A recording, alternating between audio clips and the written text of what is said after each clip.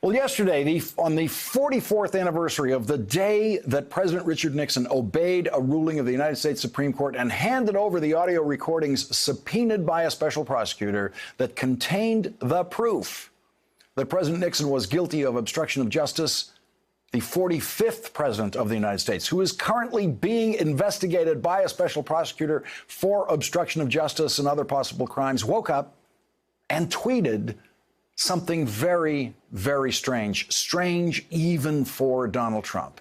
It wasn't one of his many hate-filled tweets about black professional athletes or other black people. Those tweets are poisonous, but they are not strange.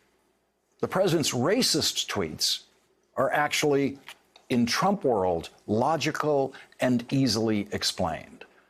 But the tweet that the president sent yesterday morning that appears to create more legal jeopardy for his son, Donald Trump Jr., is a genuine mystery when it comes to the question of motivation. Why did the president send that tweet yesterday about his son's meeting with Russians at Trump Tower during the presidential campaign?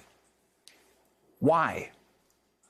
We never asked that question about the racist tweets. By comparison, the president's racist tweets make perfect sense in Trump world. It's Trump's way of saying to racist voters, I am one of you, I am with you all the way. I, too, hate these black people. From Barack Obama, whose birth Donald Trump started lying about in 2011, to his latest target, LeBron James. It is Donald Trump's willingness and eagerness to express those racist thoughts publicly for all of us to see that so thrills Donald Trump's most racist supporters, like former Ku Klux Klan leader David Duke. The fact that Donald Trump has been attacked for his racist comments on programs like this for 7 years is part of the thrill for the hardcore racists who do support this president. In the past, the most extreme racist voters had to listen to political code language to find the candidate who was closest to their views, but not with Donald Trump. The racists have loved him from the day he first started lying about President Obama's birth, and Donald Trump is president today because he squeaked out a victory in the Electoral College that is an embarrassment to democracy. Donald Trump knows that narrow victory cannot afford to lose a single one of the voters who voted for Donald Trump in 2016. He knows he could not have been elected president without that block of voters in his support base that includes the racist vote. Donald Trump needs the racist vote, and so Donald Trump speaks directly to the racist vote in every way he can. And now the full venom of Donald Trump's racism has landed on LeBron James in a way that is poisonously logical for Donald Trump, the politician. But there is nothing obviously logical in the tweet that Donald Trump sent out on the 44th anniversary of the day Richard Nixon handed over his audio tapes in response to a special prosecutor's subpoena. The audio tapes that forced the resignation of President Nixon exactly 3 days later. There is no obvious motivation for that very strange tweet yesterday morning. Fake news reporting a complete fabrication that I am concerned about the meeting my wonderful son Donald had in Trump Tower. This was a meeting to get information on an opponent, totally legal and done all the time in politics, and it went nowhere. I did not know about it, exclamation point.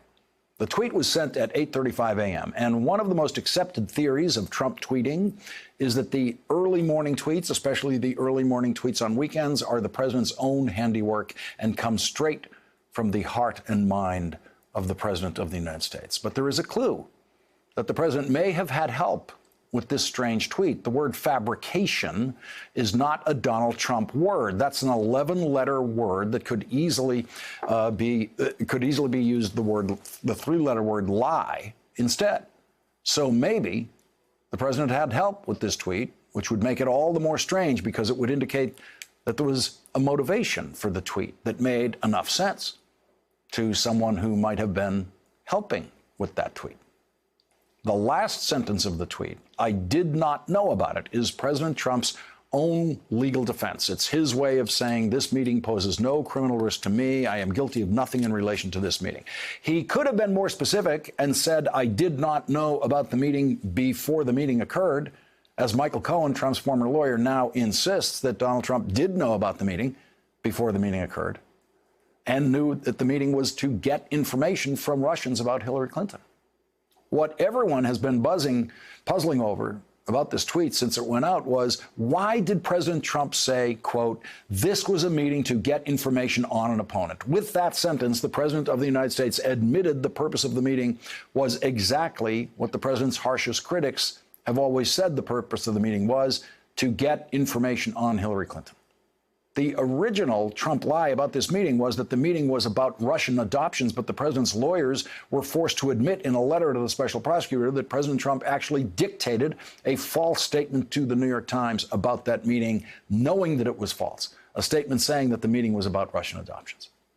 The legal implications of the president's tweet are gravely threatening to the president's son.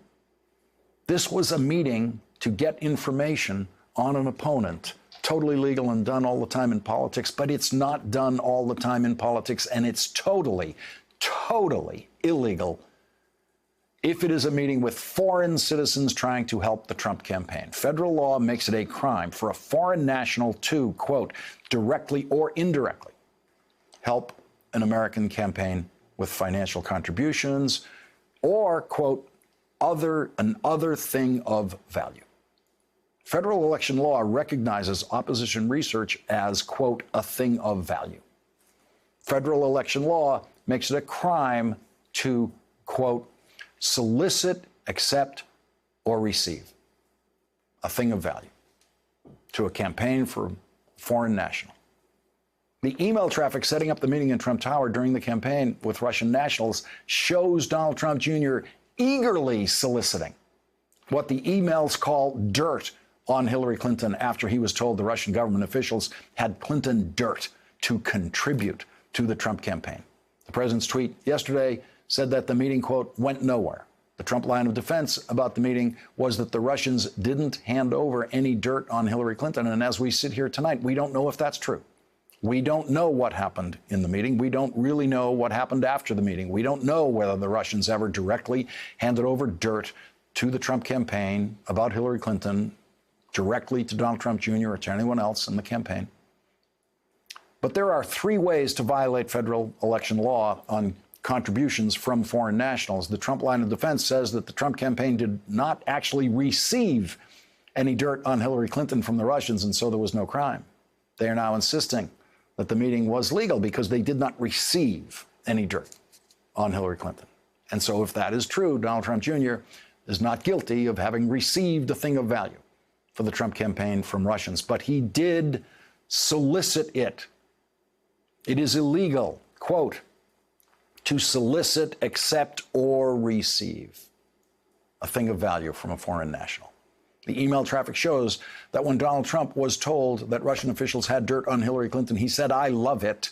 Other emails show Donald Trump Jr. eagerly setting up the meeting in which he hoped to accept and receive help from the Russians. All of Donald Trump Jr.'s eager maneuverings to set up the meeting could fit the legal definition of solicit. President Trump reportedly knows that, and according to one report, has expressed worries about Donald Trump Jr.'s legal jeopardy, which brings us back to why. Why would the president write a tweet yesterday morning that might put his son in even more legal jeopardy? Thanks for checking out our YouTube channel. Subscribe by clicking on the button below for more from The Last Word and the rest of MSNBC.